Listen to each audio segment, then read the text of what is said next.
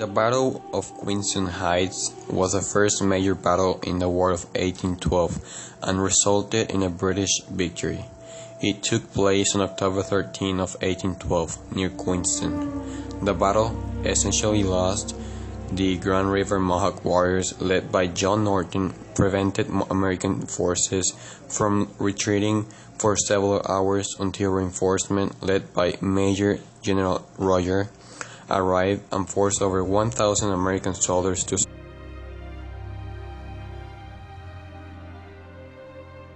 The Canadian colonies had very authoritarian governments. Though elected assemblies had been introduced to the colonies in the 18th century, these were quite weak and powerless, with all real political authority held by a British governor.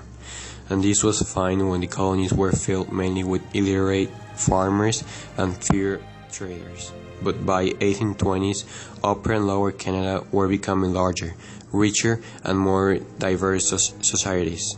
Though the gap between the wealthy landed still remained enormous, a population boom and diversified economy meant that there was now a growing number of middle-class professionals in the Canadians. People like merchants, carpenters, doctors, lawyers, and loyal journalists. During the negotiations between Canada and the Hudson Bay Company over the transfer of Rupert's land, no one had bothered to consult the native and mixed-blood people who inhabited the area. Before the official transfer had been taken place, survivors began moving to divide up the land into agriculture sections. This alarmed the Métis, who saw their traditional hunting grounds being taken.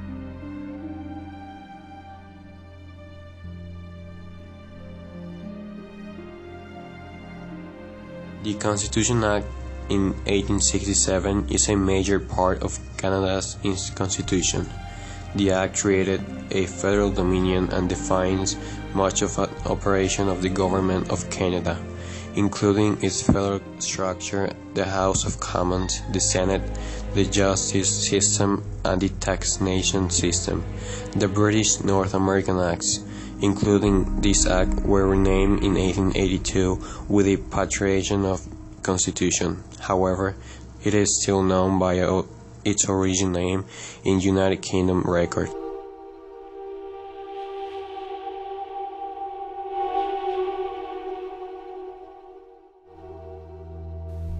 The Anglo-American War was fought from 1812 to 1815. This war was fought between the United States and Great Britain.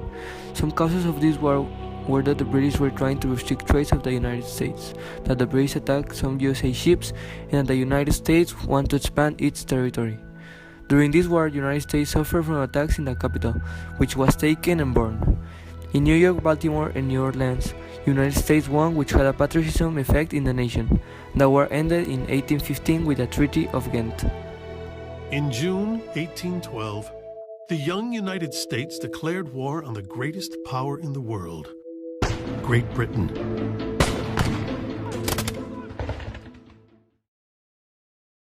From 1851 to 1865, the Civil War of the United States was fought between the Union and the Confederate. It all started because of different ideas about the Constitution that was ratified in 1789. The most important battles were the one of Gettysburg, Shiloh, and Antietam Creek.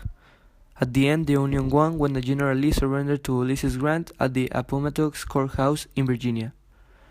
The Union started with 1,100,000 soldiers, and they had more than 350,000 casualties. And the Confederate started with more than 1 million soldiers, and they end with 250,000 casualties.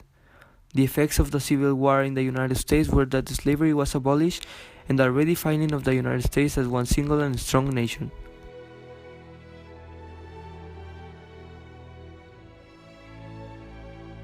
In 1898, the United States and Spain fought the Spanish-American War. This war started when Cuba had problems gaining their own independence from Spain. On February 15, 1898, the United States sent a ship to Cuba to protect the U.S. citizens, but it sank after a Spanish attack. Spain prepared to fight Cuba, but then the United States Congress declared Cuba's right to independ. In April 21, both countries, Spain and United States, had declared war to each other. In May 1, 1898, the United States naval power destroyed the Spanish fleet in the Malina Bay in the Philippines. Then, in the Santiago Harbor in Cuba, the war ended after attack from US that sank all the Spanish navy that was in the harbor in July 17 of the same year. The Treaty of Paris was signed in December 10, 1989, and this treaty said that Spanish ceded Guam and Puerto Rico Island to the United States, renounced to claim Cuba, and sell the Philippines to the United States for $20 million.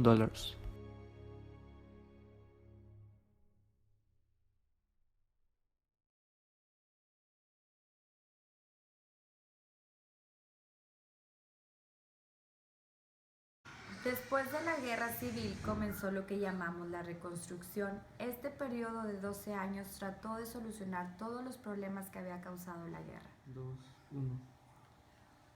Una de las consecuencias más importantes que trajo la guerra es que se abolió la esclavitud. Esta promulgaba la igualdad entre las personas y generó cambios en la manera de pensar de las mismas.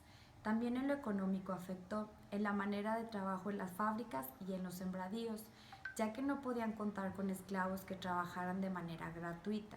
Esto generó incremento en los alimentos y en los productos básicos.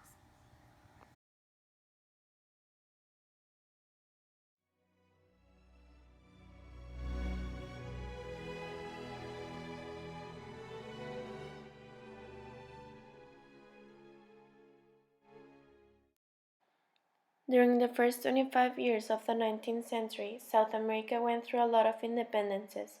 They were tired of being repressed and told what to do by the Spanish people. South America wanted to be free to make decisions of what to trade, to be free to run the economy and politics. Latin America society began to grow with the export. There was an increase in the number of lawyers, merchants, shopkeepers, business people, school teachers, professors, bureaucrats, and military officers. José San Martín of Argentina and Simón Bolívar of Venezuela. In 1810, Bolívar began the fight for independence and the revolt in Colombia and Ecuador, and José San Martín in Argentina. Because of this, both were named liberators of South America. San Martín freed Argentina from Spain, and in 1817 he started an attack in Chile to liberate it also from Spain. Since they needed to cross the Andes Mountains, most of his army died. More than half of the mules and horses died, due to the consequences that climate and the sea level caused, such as a lack of oxygen. A lot of soldiers died. When the army of San Martin arrived to Chile, the Spaniards were shocked. They did not expect them, so they were unable to defeat. And the Battle of Chacabuco officially began the 12th of February 1817.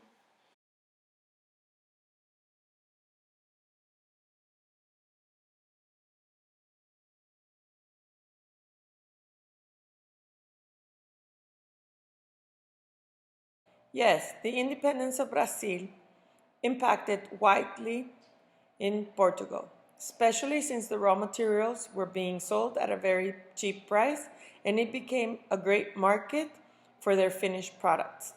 Also, the fact of the freedom of the slaves and the end of the market of this product. In other words, it benefited them in terms of the economy.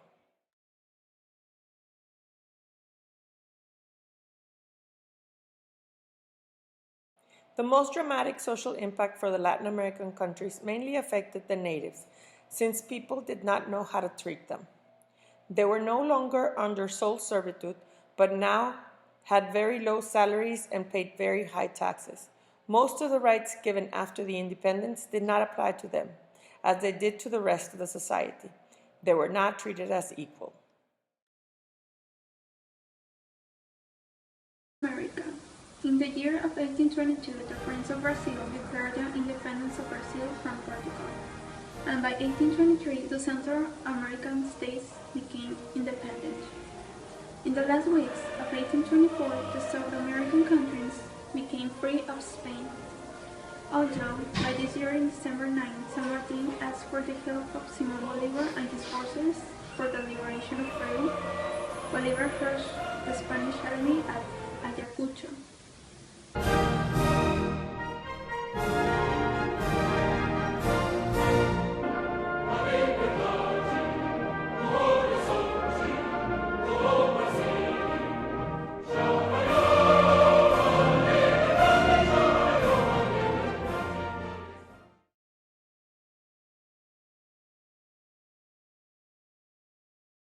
Back in the 1820s, the reunification of Haiti under the President John Pierre Boyer happened.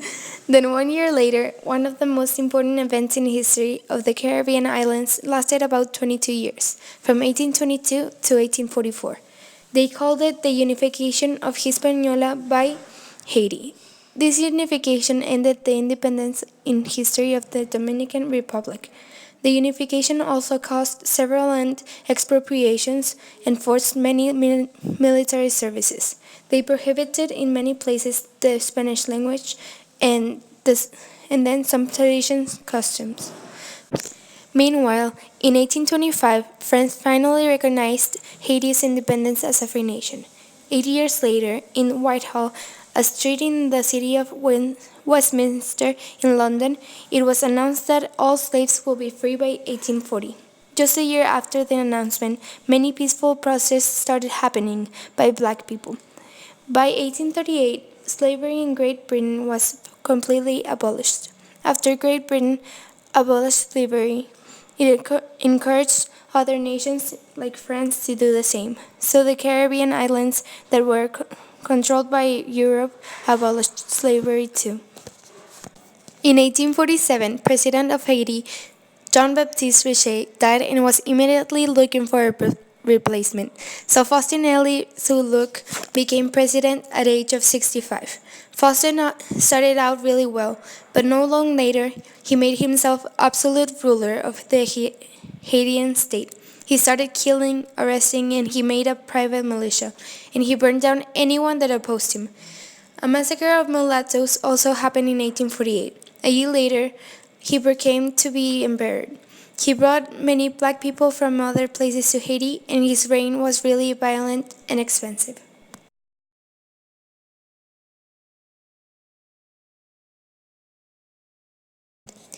In 1858, Fabre Jeffred organized a revolution, and by December of that year, he had already defeated the imperial army and already had the control of most of the country. The emperor abdicated his throne and assigned Fabre Jeffred as the president in 1859.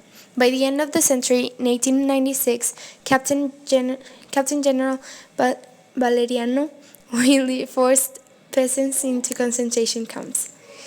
In the year of 1898, the U.S. forces invaded Puerto Rico during Spanish-American War. The Treaty of Paris gave an end to the war, giving the U.S. possession of the islands.